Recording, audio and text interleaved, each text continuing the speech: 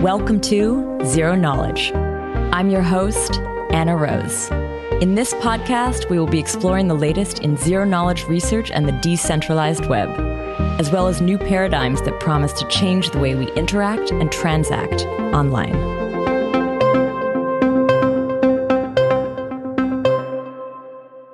Today, I chat with Emin Gün Sirer, the CEO at Avalanche Labs and the founder of the Avalanche Network. We chat about his early experiences that led him to get interested in distributed systems research. We also map his journey from his work as a professor at Cornell to his work on Avalanche, one of the leading smart contract platforms with EVM compatibility. We dig into Avalanche's novel consensus mechanism, which uses the subsampling technique. We look at the architecture of the network, we talk about bridges, and more. But before we start in, I wanted to remind you to check out the ZK Jobs Board, especially if you're looking for a new opportunity to work with the teams building ZK tech and tools. We've added the link in the show notes. Be sure to check it out. I now want to pass the mic to my producer, Tanya, to tell you a little bit about this week's sponsor. Today's episode is sponsored by Polygon. Polygon is one of the top Ethereum scaling platforms for developers with over 130 million unique user wallets. They're committed to bringing Web3 to the masses by improving scalability and fostering the network effects of Ethereum. They're known for Polygon POS chain, one of the most popular chains built on top of Ethereum, clocking even more daily active users than Ethereum itself at times. But the team is actually working on a spectrum of solutions like Polygon Edge, which offers developers the capability to build sovereign EVM-compatible chains, as well as a number of fully secured EVM-compatible zero-knowledge rollup solutions like Polygon Hermes, Polygon Maiden, and Polygon Nightfall, which is built in association with Ernst & Young, as well as the most recently announced acquisition of the Mir protocol, now known as Polygon Zero. These solutions inherit the security of Ethereum and use the power of zero knowledge. Over here at the podcast, we've been tracking Polygon's journey and have recently had Bob and Threadbare from Maiden and Jordy and David from Hermes on the podcast to talk about their respective projects. We strongly recommend you check out those episodes so you can learn more about their vision, project roadmap, and progress so far. So thanks again to the Polygon team. Now here is Anna's interview with Emin from Avalanche. So today, I'm sitting with Emin Gün Sirer, the CEO at Avalanche Labs and the founder of the Avalanche protocol. He also used to be a professor at Cornell. I want to welcome you to the show. Hi, Anna. Very nice to be here. Thank you for having me. Cool. I'm excited to have you on. We actually met, I think, 2-3 years ago, and I was like, hey, maybe you should come on the show. And then we just didn't. But It's really great that we got a chance to reconnect and that we finally bring you on. Where was that? Was that in Berlin? Yeah, it was the Web Summit 2, I think.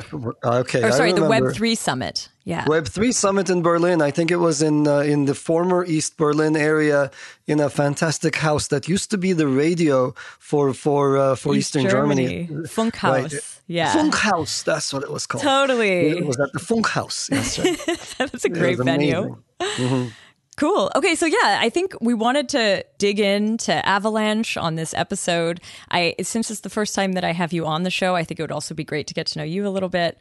You have been known as an expert distributed systems researcher. That's sort of the space I understand that you're in. I'm curious about where did you get started? Why did you choose this field in the first place?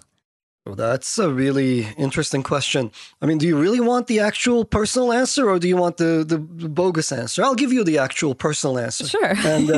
And I think it started out when I was a kid. I grew up in Turkey and I grew up in a country where, everything is done and everything is well done, I would say, but to a standard that's sort of 97% there. Mm-hmm. I grew up in Istanbul in these drafty houses. The windows closed.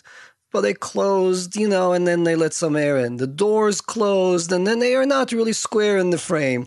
And I remember going to this American high school that I got into.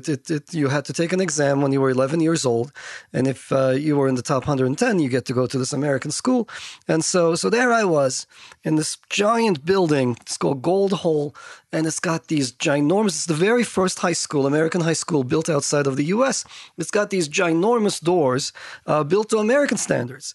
And I remember opening this door and it closing with a satisfying click behind me and thinking, oh my God, this is exactly how everything should work. And And if you remember those days, you would show up to a bank and things wouldn't work. They would be like, our systems are down. Can you come back the next day? Mm-hmm. You would go to the airport and the overhead displays wouldn't work. So that's how I grew up. And that, I think, was the formative thing that forced me to think, hey, the world can be built out of components that are completely reliable. We can and should be able to engineer systems that anybody could rely on. And if we're not doing that, everything else is a luxury. As every sort of geeky kid in his teens, I was interested in AI. I was interested in, building robots that did like creative things and so on. And I thought, that's a luxury mankind can't have. We got to get the basics down. I live in a country where the doors don't close. And here we all live in a world where the information systems are down the whole time. They're not down the whole time. They're down like quite so often that you can't really use them. And a better world is definitely possible. So that's sort of my creation story.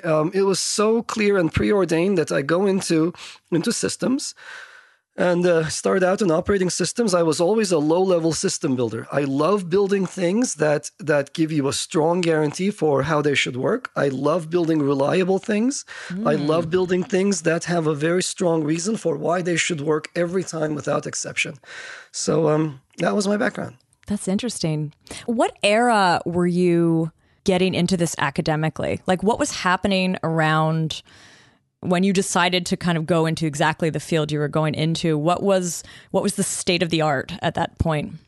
So when I was a teenager, the PC revolution was just beginning to take place. I was a Commodore 64 kid. So there's a crowd out there that knows exactly what I'm talking about, and I love you all. We're kindred spirits. It was a fantastic time of experimentation, people building their own machines or people taking these Commodores and doing things on them that is so close to the hardware that's just really creative. The kind of sound you could get out of a Commodore 64, it wouldn't be possible to get that kind of control over the sound chip for another 25 years, right? Wow. We lost that and then it came back, but it took decades. Anyhow, so that was the era when I was a teenager and I was just being exposed to computers. I'm not a dinosaur. I'm not a mainframe kind of person. I started out with personal computers. And when I went to grad school, so I decided, hey, after I went to Princeton and got a scholarship there, and it was a lot easier to go to Princeton with a scholarship than to try to take a placement exam in Turkey. So I left the country, came to the U.S., and then I thought, hey, I want to study more. And if you go into a PhD program, they pay for you. And if you go to a master's program, you have to pay. I was like, well, I want to learn more. So why don't I do a PhD and leave after a year or two? It was the initial thinking. Obviously, once you get into that, you get sucked in. Oh, you are stuck in the academic vortex, huh? Absolutely. It pulls you in, and the process of solving things, the process of sort of figuring out things that mankind doesn't know how to solve, it's so, those of you who did graduate studies, you know how exciting this is. So that sucked me in, and around that time, I think it was the era when I think in the world, the biggest thing that was happening then was the internet. So Mozilla, I think, got released the second month I was in graduate school. And the dot-com boom was happening then. Cool. A lot of people around me were building dot-coms. Webcrawler, the world's first search engine, was built in the room right next to mine. So there was a lot of excitement in the air. So, that's how I started. I was building systems, low-level stuff. And I always loved things that had a life of their own and distributed systems that sort of came together to have some emergent behavior, some emergent property. And that's what got me excited about crypto in the first place, about peer-to-peer systems in the first place. Yeah, and I'm kind of trying to place it. So Napster was sort of there. And that was my introduction to peer-to-peer systems for sure. And I think a lot of folks in my generation, I'm not that much younger than you. I think maybe like 5-6 years, because I didn't have the Commodore. I mean, I did use the very, very, very old Apple, the single unit the Apple for II. like my first year, when I was like 5 or something like that. I just dated myself for everybody who's listening here. But I'm just wondering, like, what did you make of Napster? Were you paying attention to that kind of thing already, or was that in a field that wasn't really interesting. Yeah, I'm curious what that meant. Squarely on top of everything I cared about. Okay. Napster came in and showed that we could build services in an entirely different way. So prior to Napster, everybody was building client-server services, right? So Facebook, Google, these are client-server. I'm a client. Zuckerberg runs the server. I go to Zuckerberg for service. I am beholden to him. He is like a vassal. I'm like a serf. I begs for service. He collects information on me. He sells it. He does whatever he wants. I have no visibility into his operation. That's client-server computing for you. And Napster showed the world what you could do with a different architecture, with a peer-to-peer architecture. Shortly after Napster came LimeWire. And so, along with Napster, I think there was a problem that we all noticed. And do you remember the leeching problem? I don't think I knew that term. No, okay, so the issue was when you wanted to download a file, it was often difficult to find people who provided that file to you. The people wanted things; they didn't want to provide things. Right? This is a common problem anytime humans are involved. So back in 2002, this was a big problem. LimeWire had arrived, and this leeching problem was becoming an issue. One of the first projects I did as a young assistant professor was to look into the leeching problem and say, hey, wouldn't it be great if I could solve the leeching problem? And isn't it kind of obvious, in retrospect, it'll be very obvious.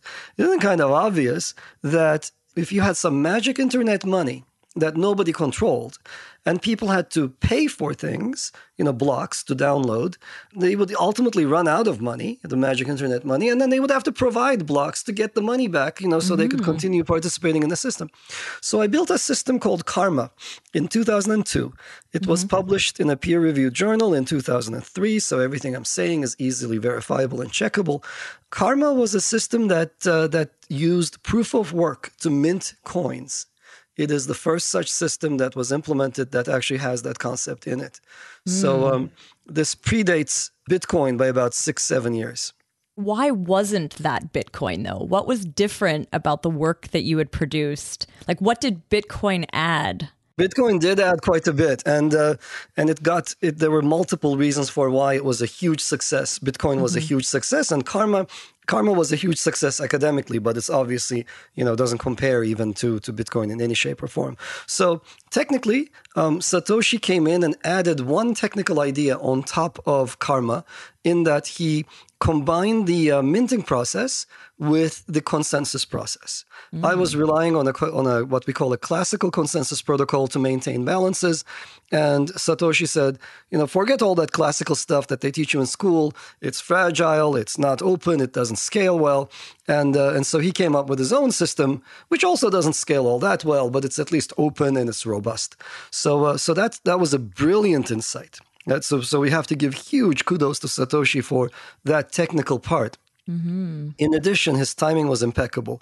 So Satoshi came right after the 2008 crisis, and his vision was all-encompassing. He was like, you know what? This thing, Bitcoin, is a system to take down and compete against fiat currencies with.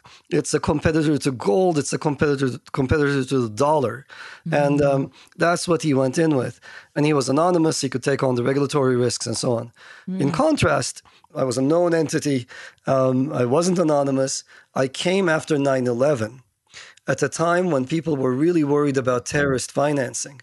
So, people wanted to get rid of all forms of payment online that could be used by terrorists in any shape or form.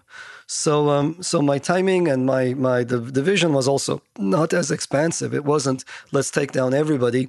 It was, hey, let's add a new payment mechanism for only peer-to-peer file transfers. Where were you? I don't know if you remember this. It sounds like, with such a breakthrough that kind of references or has like echoes of the work you had done. Where were you when you saw it? And did you realize it was what it was right away, or did it take a while? Oh, absolutely. So I looked at it and I thought, oh, this is brilliant. Absolutely brilliant. So there are a couple of things that every academic does when they first see a new piece of work. So first thing you do is you try to fit it into your well-known pigeonholes. And I remember distinctly thinking, oh, this doesn't fit into any of the pigeonholes. Amazing work. So it's novel for sure. It's fantastic and novel. The second thing you do is how does it compare to other work I've done?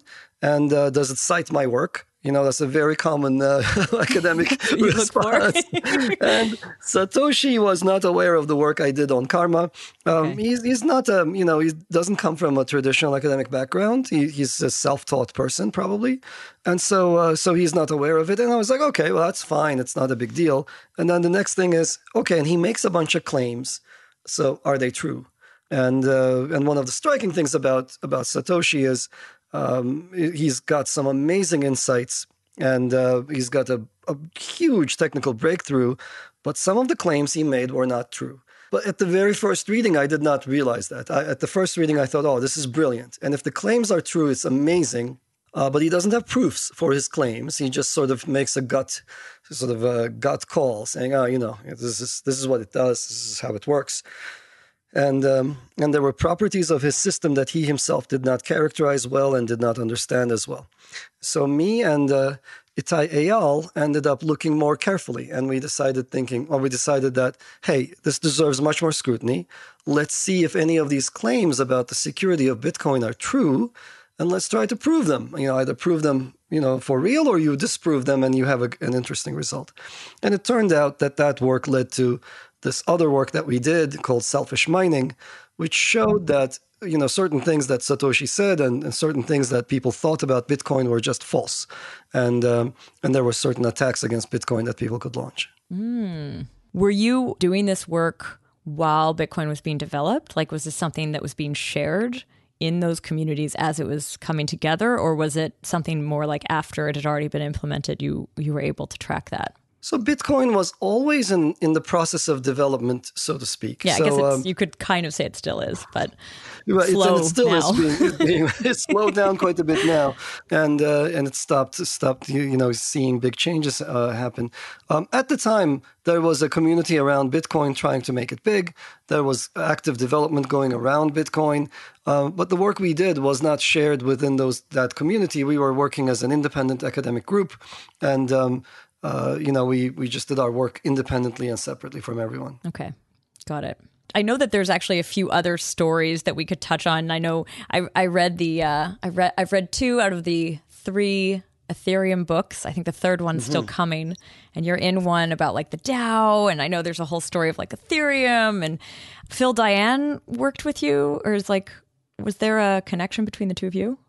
Yeah, he was a student at Cornell, yes. And he never worked for me though, so he was not my student. Okay, but I feel like whatever. In the story I heard, you were talking to each other or something. Oh, we were. So it was around the DAO hack. Prior to the DAO hack, I looked into the code of the DAO.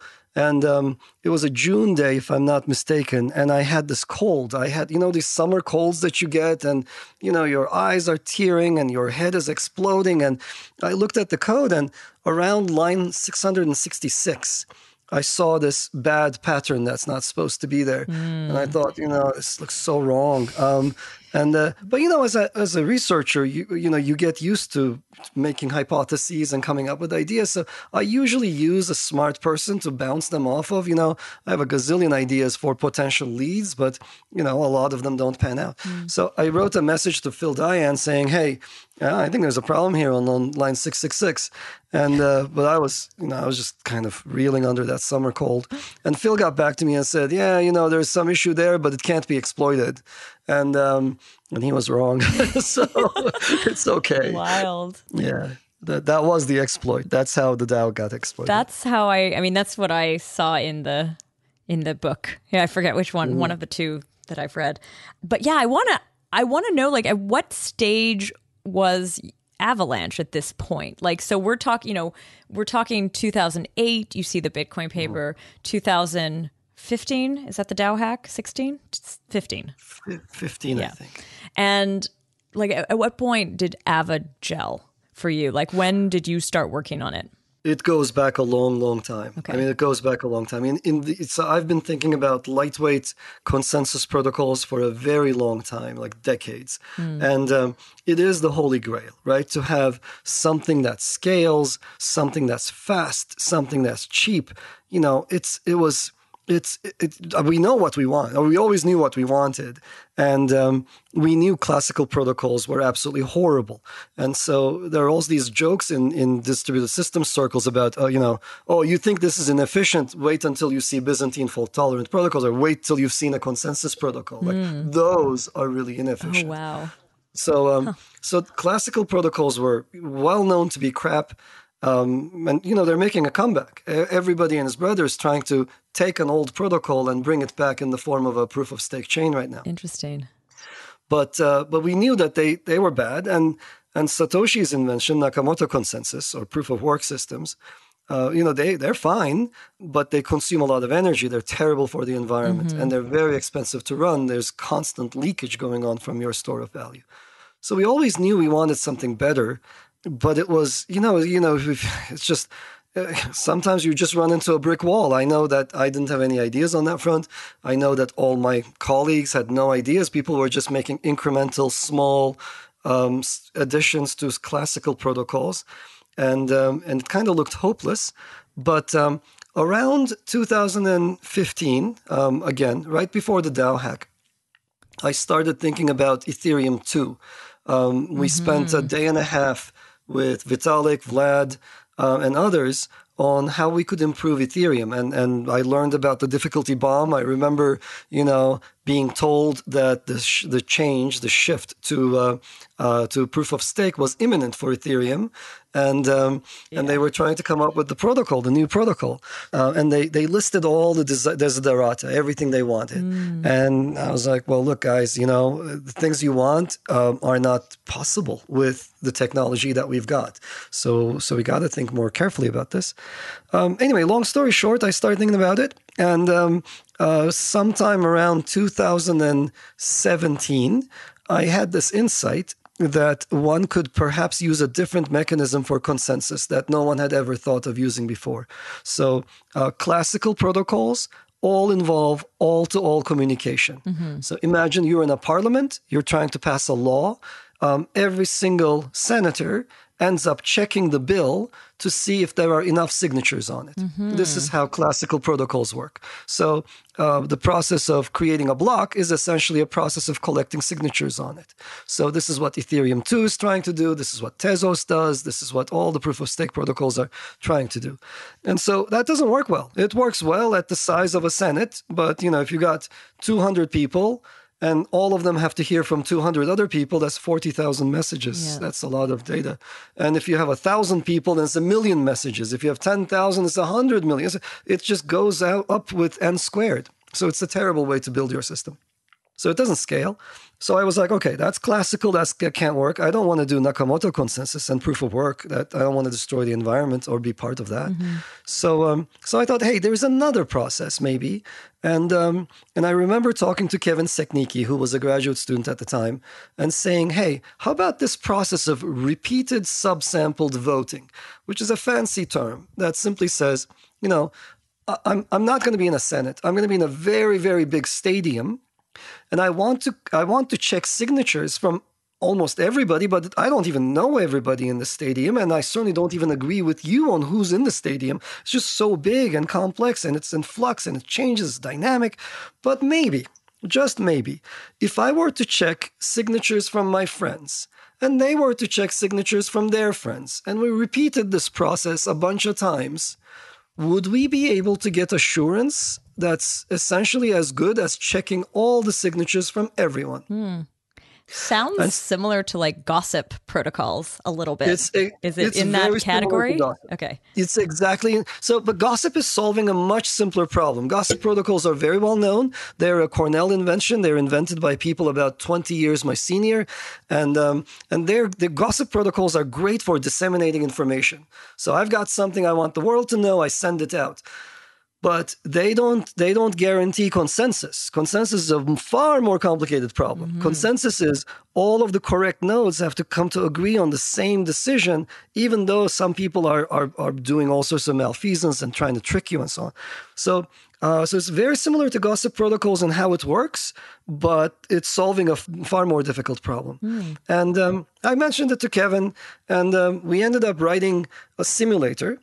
And I remember him rushing to my office saying, "Hey, this is amazing. Like this thing, it just, it's logarithmic or maybe even faster, and it's just amazingly fast in how it converges." And we weren't expecting that, and so that got us started down the Avalanche path, and the rest is history. Let's talk about the consensus part of this, actually. So you're mentioning you've sort of placed the proof of work, proof of stake. We actually did an episode in 2020 with Itai Abraham, and we talked all about consensus protocols, and it was Byzantine fault tolerance and the P before the PBFT, PBFT. We kind of went through a lot of these. I'm going to link to this in the show notes for some background. We talked about hot stuff. Can you help me understand where Avalanche fits? I know we talked a little bit we talked about a spectrum between like very concrete, like for sure correct, and sort of a little bit more optimistically correct. I think there was a spectrum there. Yeah.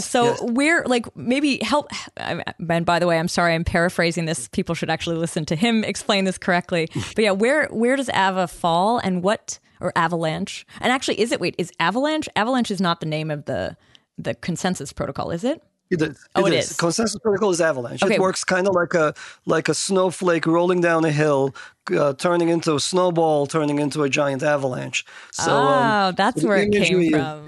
It is. Okay. It's supposed to be evocative. Cool. So just to summarize the space, the distributed systems area is not a very old area. It's been around for 45 years. So in those 45 years, there have only been 3 different approaches to the consensus problem. One is classical consensus protocols, and people may have heard of PBFT, they may have heard of Tendermint and Tezos and Ethereum 2, etc. These are all in the classical domain. They all involve all-to-all voting. Okay. And a second approach that came in 2009 from Satoshi Nakamoto is proof of work, also known as Nakamoto consensus. So any coin that you see that has mining in it is using proof of work. And then those were the only 2 methods by which people knew how to achieve consensus in a setting like the internet. And then the third and final chapter in the saga is the Avalanche protocol. It happened in 2018, and it uses a mechanism that's entirely different, and I would say groundbreaking, and unexpectedly so. So it uses a different mechanism, and as a result, it's super fast and super cheap. Where do you put something like Tendermint in this story, though? Because that was... I also don't know the dates offhand, but I feel like that's around 2015 where that was kind of developed. What would you call that, classic, or was that an evolution as well, though? No. It does have some improvement. So history is a funny thing, right? It's not, you're not always going from A to B and then to C. Yeah.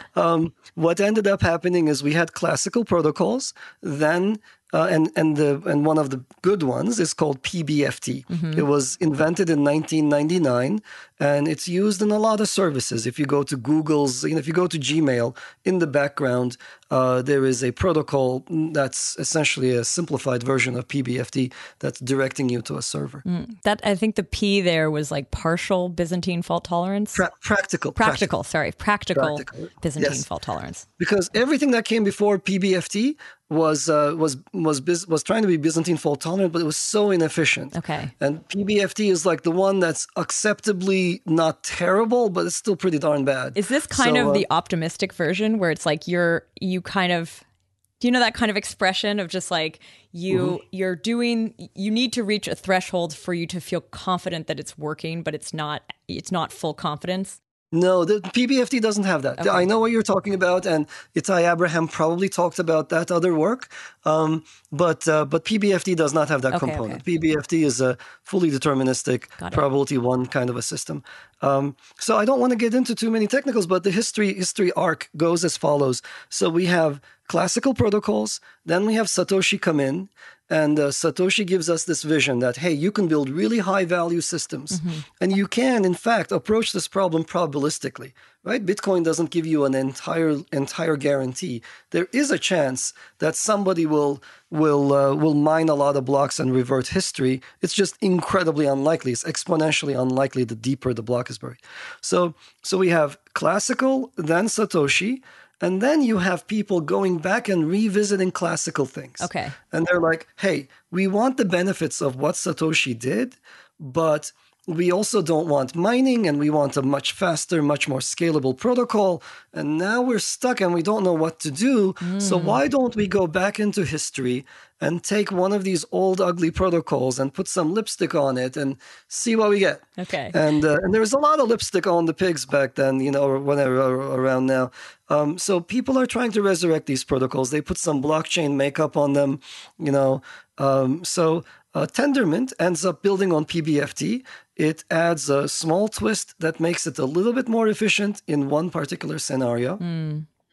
But at the core of it lies PBFT, and PBFT is a sound protocol. And so it's great to be building on a sound protocol. There are also many protocols that are not even sound.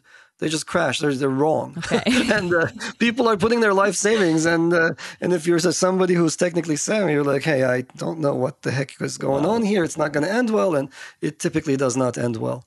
And Avalanche is the big difference there. So Avalanche is it suddenly changes there. So we have A, B, A prime, which improves on A. And then suddenly we have C coming in, and C is the Avalanche. It's the third biggest jump. Tell me a little bit about that change then. What is it doing differently? How would you, I don't know where to start exactly, but maybe given that story, the proof of work, we know it's proof of stake, but yeah, what's the big shift? So in the consensus protocol behind Avalanche, there is one big difference, which is it scales. It scales in a way that nobody else can scale, and it performs in a way that nobody else can perform. Finality in Avalanche is less than a second, even when the network is enormously big. We have a network currently of about 1,100 nodes scattered across the globe on every continent. And yet the system is able to make decisions in less than a second. And I keep advertising less than a second. It's actually 750 milliseconds. So in 2 slow blinks of the eye, a transaction in Avalanche is completely immutable. It's done. It's finalized. So for comparison, that takes an hour on Bitcoin.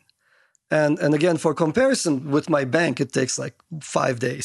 So we went from traditional finance to Satoshi's vision with an hour to less than a second, and in a fully decentralized setting. So it's that's one of the biggest changes. But that's the outcome. I'm more curious, under the hood. You sort of mentioned it as a big shift away from the classical consensus. Yeah. So yeah, what's that change? What does that look like? Oh, in terms of its operation, the thing that distinguishes Avalanche is the way it messages, the way it achieves consensus is by repeated subsampled voting. So instead of trying to essentially pass a law by collecting signatures on it, potentially from a huge number of participants. Okay, got it. So it's the subsample voting. That's what you're... Right. Okay. That's the subsampled voting. I think, so instead of collecting signatures on every block, what Avalanche does is every node checks with a small number of nodes, repeatedly does the same thing.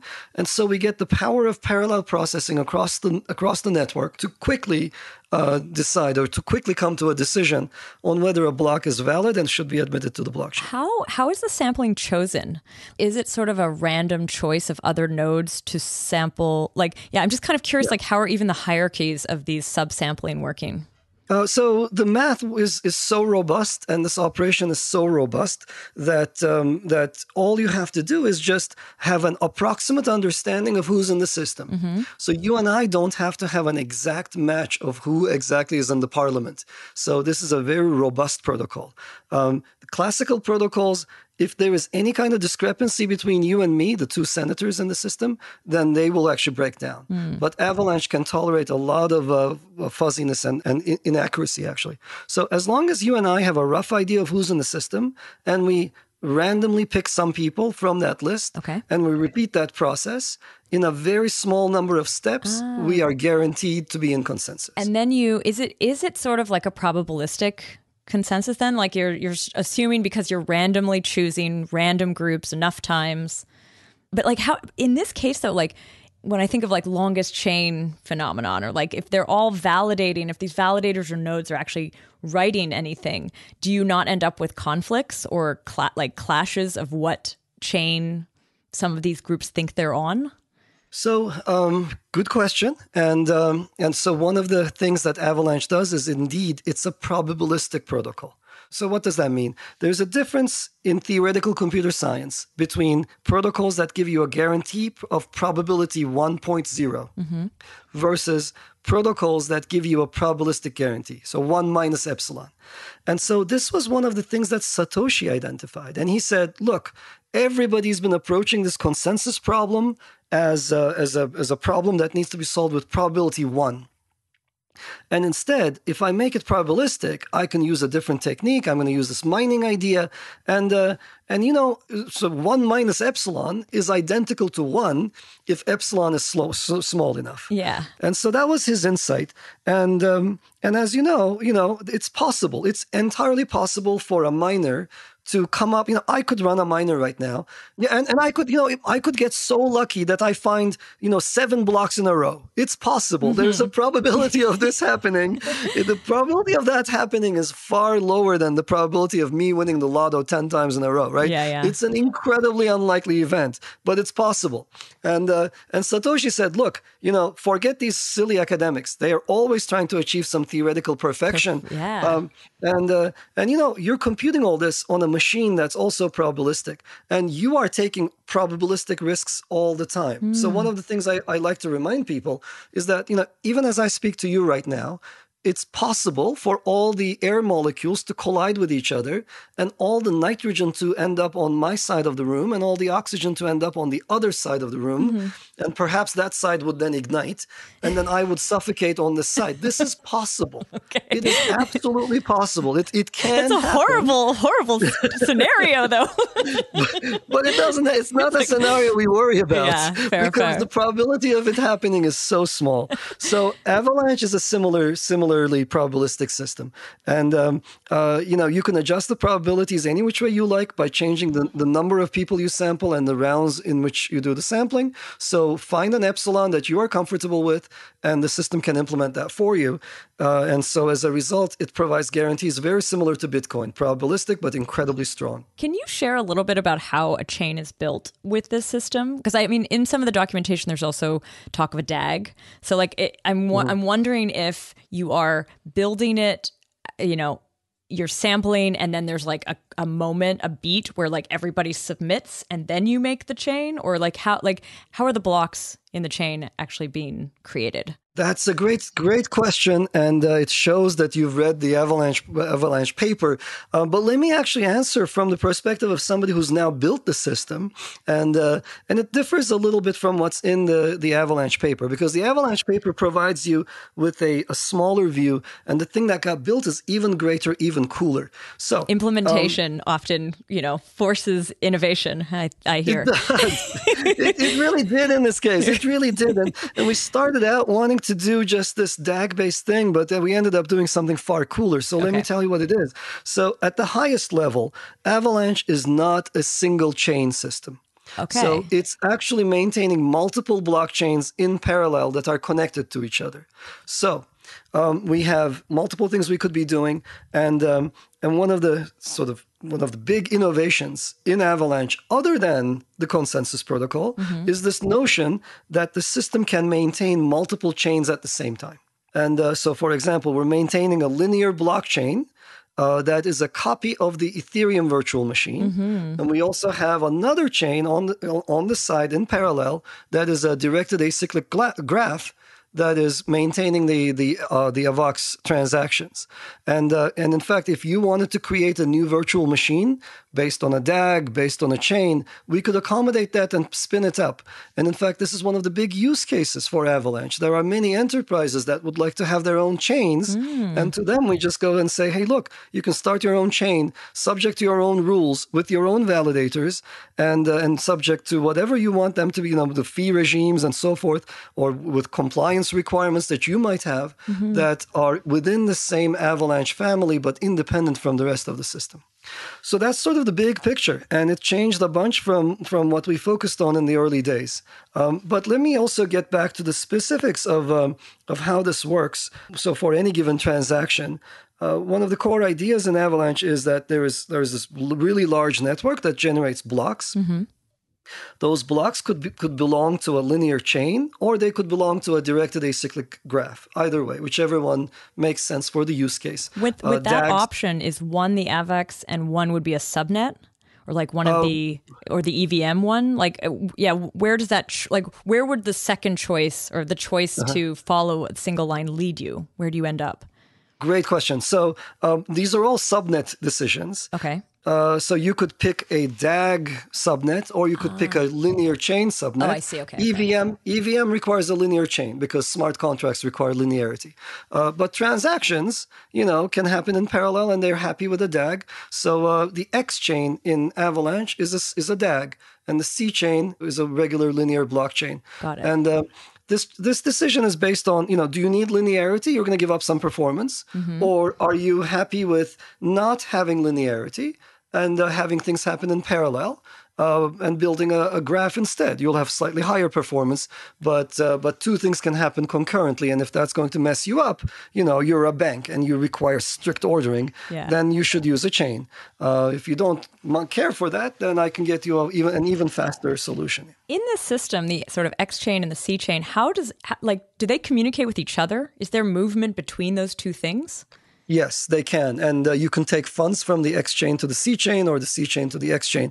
All of that communication is coordinated by this P chain, the platform chain, the third and final chain. Okay. That tells you exactly how many chains are in the system and who the members of the chains are. Interesting. And so the ones we just described, X chain, C chain, the P chain is sort of overarching, but would there be, if one wanted to launch their own blockchain that was also public, would it take on a new form, or would it be considered also a C chain? No. You could create an NFT chain dedicated to NFTs. You could create a Siemens chain for Siemens applications. You could create a Bank of America chain for Bank of America. You could create a U.S. securities chain and put U.S. securities subject to U.S. securities laws on that chain.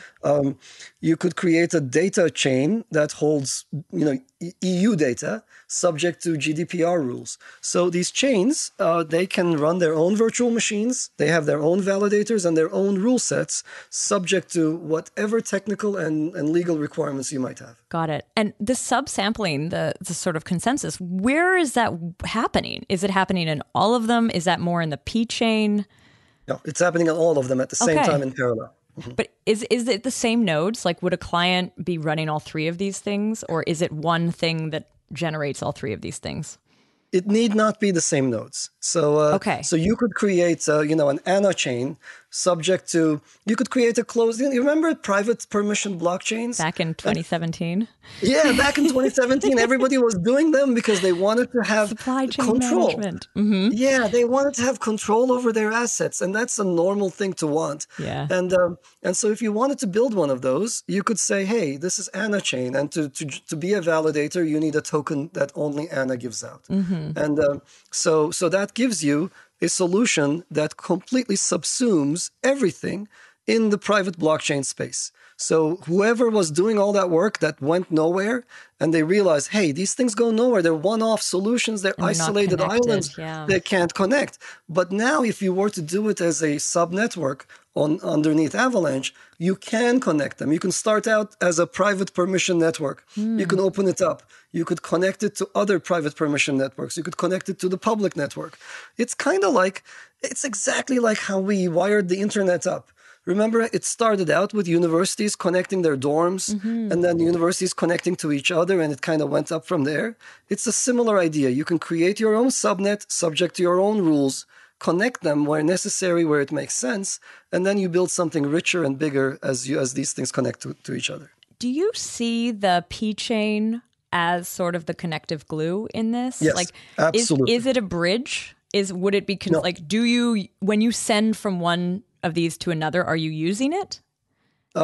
No, you are Okay. not. You're not using the P chain. Yeah, but it is the connective glue. You are going through the information on the P chain to go from X to C and C to X, for example. But not transferring, not like token Right. transfer. Okay. The P chain, yeah, exactly. If you did go through the P chain, then the P chain would have to understand the asset description of everything that happens underneath. And it we doesn't. chose not to have that. It's instead peer-to-peer. So if there's an Anna chain and there's a Henrik chain, then those two can talk to each other without the P chain knowing anything about what's happening on the Anna chain or the Henrik chain. Cool. There are lots of these interoperability plays in the blockchain space where they've made decisions that just don't make sense, where you have to a priori know a lot or expose a lot. We always made decisions that favor privacy within each blockchain. The only thing that the P chain knows is the membership, is the validators in the chains. Got it. Also, cool shout out to our editor, Henrik. Henrik, you got a chain. I wonder, okay, so I want to talk a little bit more about bridges as a topic, as a theme. Like, oh, sure. I mean, you have an EVM compatible chain, the C chain. So, and I know that the what is the name of the bridge? What is the main bridge between like Ethereum and Avalanche? We call it, it's got a very prosaic name. We call it the Avalanche Bridge, AB. Okay, the Avalanche Bridge. Sometimes there's other names like Rainbow Bridge. Right. Right. Okay, so the Avalanche Bridge, that's, I mean, an obvious, I think a lot of people are bridging to Ethereum.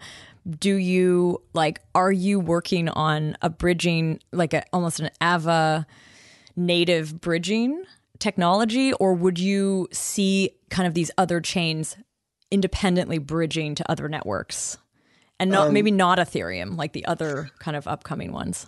Great question. So I've been saying this for some time now, and let me mention it for your audience as well. I see this next year turning into a big war of bridges. Wow. So I think people were early on very confused, especially in the Ethereum community, about layer ones versus layer twos and so on and so forth. The way I see this world is very, very simple. And let me just mention it. And I think once people hear it, they will understand that this is the proper way to view these wars. Layer ones and layer twos and so forth, it just doesn't matter. Like the technology underneath them, the terminology used doesn't matter. These are all different kinds of chains. Yeah. You have chains, and then you have technologies for connecting them that we call bridges. Totally. So we started out with a lot of value created on a few chains. And now it's going to be a big fight to get that value onto chains where it can be processed much more efficiently, much more beautifully, much more elegantly, whatever it is that people want from these chains, the value will try to flow there. Moving that value securely is not easy, and that's where the bridges come in. I see. And so layer ones and layer twos, I don't know what the distinction is between them. I think every layer, I can go on to this. It depends a little on the L2s. Like some L2. So I just on the last episode was talking to one sub from Z Kopru, and he was like, every L2 is a DApp. And I was like, whoa, mind blown, because it's smart contracts.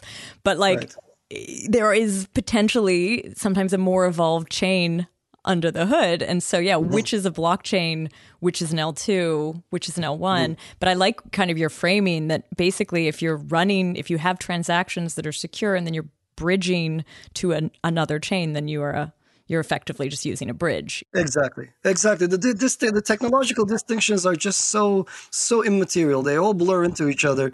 And all you've got are chains and bridges. We are lucky in the sense that we pioneered the cheapest, most secure bridge built to date. And this Avalanche Bridge uses a different technology that prior to us, nobody was using. It's a secure execution technology from Intel. And it allowed us to build a trustless bridge. And that bridge is essentially a bridge that cannot misbehave, even if the person operating the bridge decided to do malfeasance. Got it. Is it using Intel SGX? Is it in an enclave? Okay. It's in an enclave, exactly. So it's constrained in what it can do. and it facilitates the transfer of value using only a single transaction on each side. So that's why it's so cheap and so fast to use. It's the simplest bridge technology I've seen. That bridge that you're describing, that the Avalanche Bridge, like I always understand that as being Ethereum to the C chain, like to the Correct. EVM That's compatible. But could you use that bridge for other types of bridging? Absolutely. There's no reason why it should just be confined to Ethereum, and we are actively working on bridging to other chains. Cool. Can you say which ones? I'm curious. No? No, I don't want to leak alpha, and I want to know where your bets are going, though. Exactly. Where are the bets going? So how would we benefit the most? How would our community benefit the most? That's the big question. Interesting. No, I can't say where we are headed, but it's going to be such a fun year. And we are so far ahead, given the fact that we built this awesome bridge using SGX technology, which I think is the right way to do this and the only way that's universal. So I'm really excited about what's to come. Actually, one more question on this. I don't know if you're going to let me know this, but like, are the bridges that you're looking at also EVM compatible, or would you even be considering bridging to like non-EVM compatible through this bridge? I don't want to leak alpha, but I will say this: if you are unable to go everywhere where value is, then I don't think you should be in this game. Okay, so where there's value. Let me also mention this, and here I'll leak some alpha for you. Okay, thank you. If your universe for bridging is confined only to other crypto, then you're in the zero sum mindset, and you are not really thinking big enough. I think from the get-go, in Avalanche, we've been saying the same thing, which is we are here to digitize all of the world's assets. And most of the world's assets are not in crypto form. Mm-hmm. You know, we didn't come to this world to try to take value away from Ethereum. That's the last thing I want to do. We came to this world to try to go after the 700 trillion that's not in blockchain form. And so we want to get those on board ourselves. So that's what I'm really excited about. Is there any sort of expansion planned for the C chain? Like, is there, right now it's EVM compatible. Will it be evolving differently from the kind of Ethereum version of it? Absolutely. And so what's there to say on this front? There's so much to say on this front. By the way, just a side note, that question comes from Tarun, who was supposed to be, or who we wanted to have on the show, but we couldn't because of scheduling. So just shout out to Tarun. Thank you for that one. Yeah, no, Tarun's a bright guy. He's asking all the right questions to leak all the right alphas. So absolutely. So look, Ethereum is constrained in so many different ways, right? So they came up with an EVM. If you look critically at the EVM, if you're a distributed systems person and you were to build a new smart contract platform, you would probably not make 90% of the decisions that they made. You know, they were first. So they made a bunch of decisions in the dark. And knowing what we know now, I can build an EVM that's much better, much faster. So there is so much to do that one could do. Also, they are constrained both politically. I didn't appreciate initially just how politically constrained they are. Yeah. They are committed to ETH2. They are committed to the old bytecode. There are a bunch of things, and they're committed to certain data structures. There are a bunch of things that they cannot undo. They would lose too much face. And I didn't appreciate this. I thought they were nimble. I thought they could undo mistakes they have done. But time has shown us, I think, by now that they're not able to do that. So for someone in my position, the right move is crystal clear, which is innovate technically and bring the science hammer and hit every problem with it. So of course we're going to be modifying the EVM. Of course we're going to be introducing new opcodes. On the ZK show, there's so much zero knowledge stuff that we can add there that is far more efficient than what's already in there. I can add more, I can add all sorts of new data structures that simplify the things that the nodes do. I mean, there's like, sky's the limit, and anything and everything is on the table for us. We have a very strong team of technologists. I'm thrilled about the innovation that we have planned. I want to, so this story of the slowness, we kind of mentioned it earlier about like Bitcoin not moving as quickly. And I think Ethereum governance, I've covered it a number of times on the show over the years. And it's like, it's beautiful because it's very collaborative and there's a lot of people whose, interest is considered and there's a lot of conversation and people who care, but it ends up, it's this sort of classic of like, direct democracy for all choices with different levels of understanding makes for a complicated, potentially like slowed down process.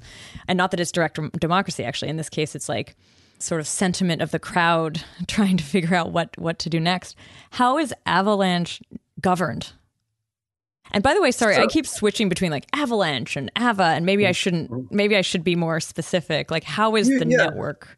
Oh, the network is called Avalanche, and Ava Labs is the company that provides the technology for the code.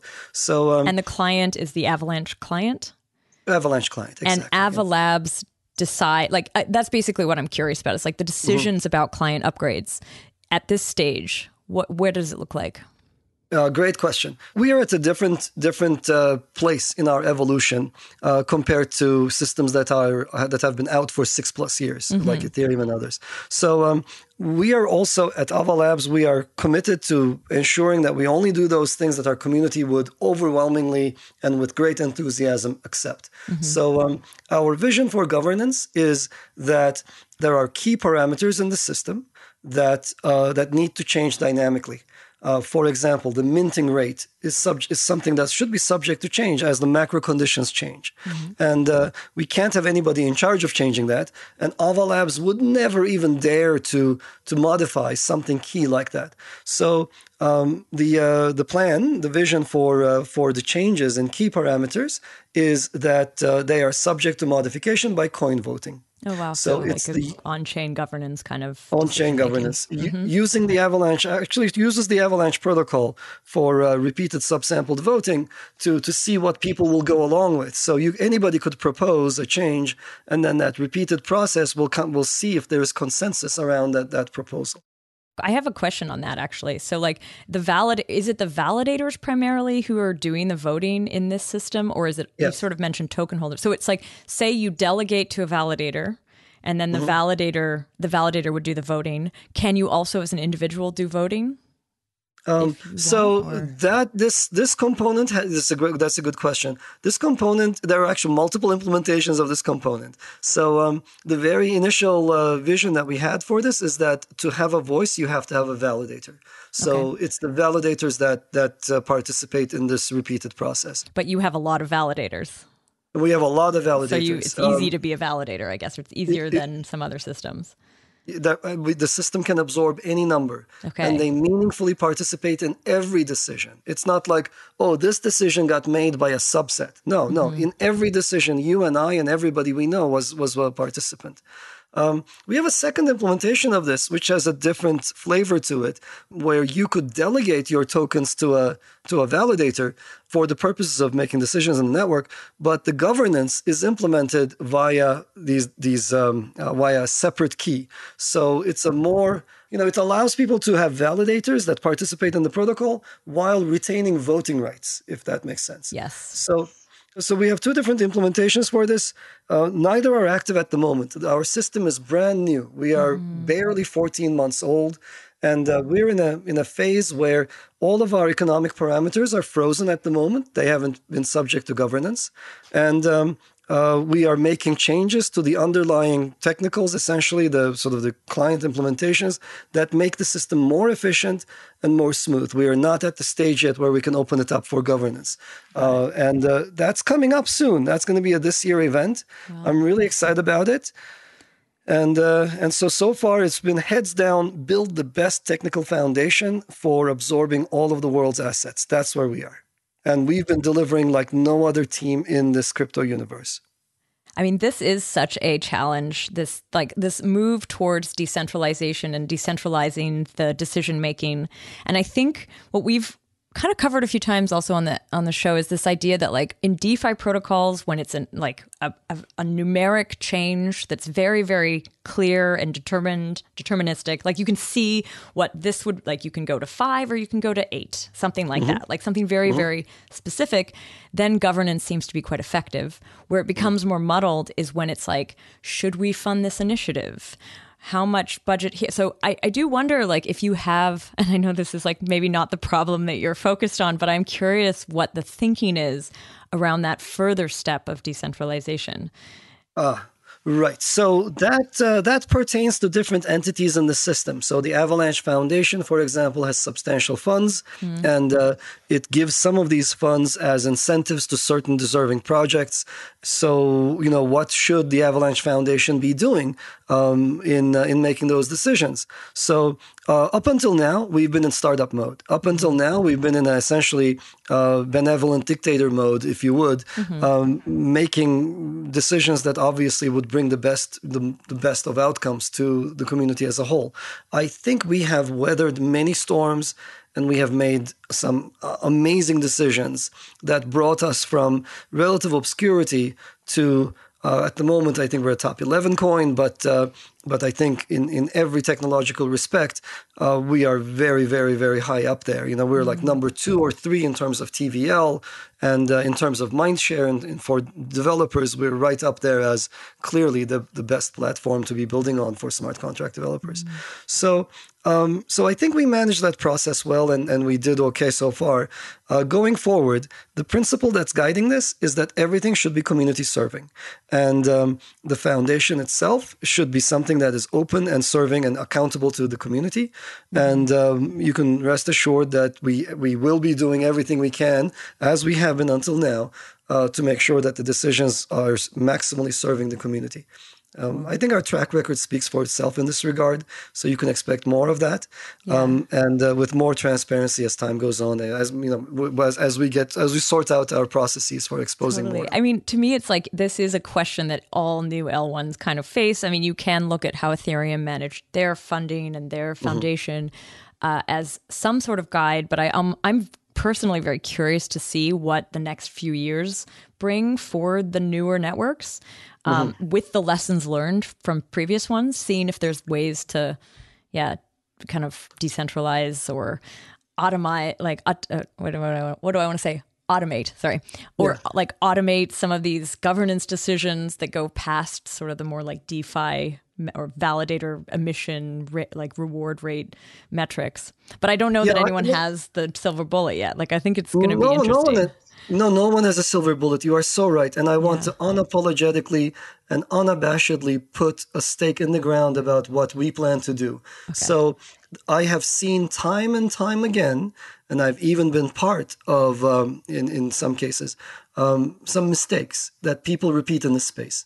People get caught up in their own rhetoric. People get caught up in nice-sounding dreams that are not backed by science, and in appealing-sounding verbiage. They get tangled up in it, and they find themselves sacrificing the ability to execute in order to pursue some abstract dream. So, in particular, decentralization, often means different things to people, and projects that you hear about. It's like, we ended up decentralizing this, that, and the other. I don't know what that means. In many cases, they don't know what that means. They end up losing the ability to execute. Projects that are giving up the ability to move fast, and also the projects that are giving up the ability to fund development end up making huge mistakes. I mean, it sounds great. Oh, this is community owned. Sounds wonderful at first, but then you look at these community-owned projects and they're not going anywhere. I mean, or Bitcoin, it's like, so this and that. Great. Well, who are the Bitcoin devs and how are they getting funded? And it turns out it's very hard to get funding for them. So we have an advantage, and in that we have a well-funded team that's driving the development process, and the foundation itself has substantial funds. And as long as we're in startup mode, we're going to be using those funds effectively, quickly, and we're going to be deploying them for development wherever the ecosystem might need them, without incurring the overhead of having to conduct everything, every decision in public, committees and so forth. So I'm not going to be making that mistake. I've seen it kill projects. Totally. I mean, you can look at the predecessors that came before us. They're not doing well. They're not executing well. So another Tarun question was actually a question of how DeFi acceleration worked, like kind of on this lane, like in terms of funding and getting projects over. How has that been done? And because at this stage, as I understand it, there's a lot of DeFi projects on Ava. And in a short period, they started deploying there. So tell me how you did that. Yeah, no, I'm really proud of what's happened. We have more than, there are many chains that are saying things like, oh, we have, 250 projects coming on board. And what you really have is a ghost chain with 5 or 50 projects and 200 in the planning stages, etc. They gave millions of dollars to 200. Many of those projects, they finish up and they decide, hey, I'm not going to deploy on the people who funded me. I'm going to go deploy on Avalanche because it's so much better. So we have more than 500 deployed projects with countless in the background ready to come out. So we ended up going from literally zero. 14 months ago, we had no mainnet, to being the second or third coin with the largest TVL. So how did we manage to do it? We attracted so much value and so many devs. There's more than 1.3 million unique addressees on our C chain in the last 3 months alone. So it's just, the numbers are insane. They speak for themselves. We have so many users. I'm really proud of it. And the question is right on. Part of the success had to do with incentives. So we did a combination of giving grants to new projects to deploy natively on Avalanche, as well as incentivizing existing projects, successful projects that had grown up in Ethereum but had hit limits. So, Aave, for example, fantastic project, but there's only so far it can go if it's limited to Ethereum, because the world's supply of people who can pay $50 per transaction is pretty small, actually, or more. It's just pretty small, it turns out. So they want to expand. They want to reach a different audience. They don't want to be relegated to a chain that's mostly whales and bots. They want more people. And so you need to, the DeFi incentive programs played a huge role in getting them on board us. And the funny thing is, of course, now a lot of people have been copying us. This has been true since day one, since our public sale. People have been emulating. We had a glitch in our public sale. People have emulated even the glitch we had during our public sale. There are lots of copycats out there. But, it's not, there's a huge moat here. And the people who've been trying to emulate us are figuring out this exact same thing. You can give people money. You can do all sorts of things to try to bring them on board. But if the product you're offering them is not pleasant to use, if it's not delightful, if the users touch it and they're like, what the heck was that? Or that was rough, or it was, then they turn away, and they turn away permanently and for good. So one of the nice things about Avalanche is we got our ducks in a row before we invoked the incentive programs. And so people who come to Avalanche, they find that it's very hard to go back. So once you get used to that super fast interaction, I find myself unable to touch my funds on Ethereum. I can't wait 15 seconds. It's not even final after 15 seconds, but I can't wait 15 seconds once I'm used to 750 milliseconds. For me, it's always the gas estimates that's killing me. Oh yeah, let's start transaction 56. It hurt. Yeah. It's really killer. I have a question that sort of goes back to the technical level, which was about MEV. In November, there was something with Ava and MEV, some sort of bot thing. MEV's come up a few times on the show. It's been like, a topic that, lots of teams are working on. And I guess my first question is which chain does MEV even live on for your system? And what was that? What happened in November? Maybe actually let's start with what happened in November, and then I can explore. I think there was a lot of discussion between the researchers who work on MEV and various other L1 teams about what MEV is and how much of it there is. So I think the thing to remember here is that these are all new concepts, that for many years we built systems paying attention only to safety and liveness as the two properties that we care about. And MEV extraction, extractability, who benefits from the operation of the system? How do they get to benefit? Are there special nodes in the system that are in a privileged position to collect money as intermediaries? These were all questions that sort of got swept under the rug or were ignored. And in a wonderful paper a few years ago, researchers from Cornell University, Phil, part of it, involving Phil Diane, started looking into this. And they gave it a name called MEV, minor extractable value. So since then, I think people have been paying much more attention to essentially, just think of it as the collection of activities you can do to extract money from the system. It's a bit of a Pandora's box, right? It's like by shining a light on it, all of a sudden everyone's like, oh, you can do that? Cool. Right. Well, it's like, meet the new bosses. And they're kind of like the old bosses. They're kind of like the people like the citadels of the world who come in between your order flow and start sniping on transactions. The MEV value that's extracted typically comes from retail users. So, but I should also mention this. We're in the early stages of developing the science around MEV. And so in November, there was a bunch of discussion, and it emerged, for example, that my definition of MEV was different from all the other people's definition of MEV. And mine is internally consistent and coherent, but it's not the same as other people's. And theirs is okay too, and it's also internally consistent, but it's not the same. So essentially, we were trying to figure out our definitions and what the definitions ought to be. It's a little hard to. There needs to be somebody who does a great scholarship, a great work of scholarship here and brings some nomenclature. At the moment, we even lack the ability to categorize different forms of MEV. So there's always going to be arbitrage opportunities. Arbitrage opportunities are not necessarily bad. So you should be able to go to a market and make money. That's good. Well, are you making that money by sniping on somebody else? And are you taking it from somebody who would be in some fashion more rightfully licensed to that cash? Well, then that's bad. So we need the terminology that we currently don't have because the scholarship has not been done yet. So that terminology needs to come in, and then the techniques will follow. I have found that people who don't bring this terminology are usually also unable to think clearly about solution strategies as well. So as a space, we haven't been able to do that yet. So I think we're going to sit and figure out how to sort of categorize this and come up with techniques for minimizing MEV extraction of the wrong kind from the system.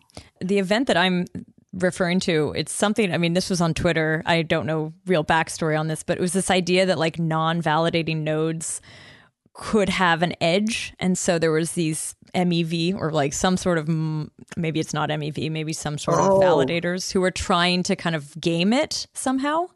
Right. So we made a couple of changes to reduce MEV extraction in Avalanche. Okay. Let me also put my foot down here and talk about our strategy and how it's different from other people's. Sure. So protocols like Ethereum, they do what they do, right? They have their miners, and the miners could actually extract a huge amount of MEV. They can jump in front of every order. They can sandwich every order. They can do whatever the heck they want because they are ultimately the ones that order transactions. So in Avalanche, we have validators, and we have a very different protocol. And so in that protocol, it is possible to do a bunch of things again, as it is possible. The extractable value will never be zero. So there are things that could have happened in Avalanche.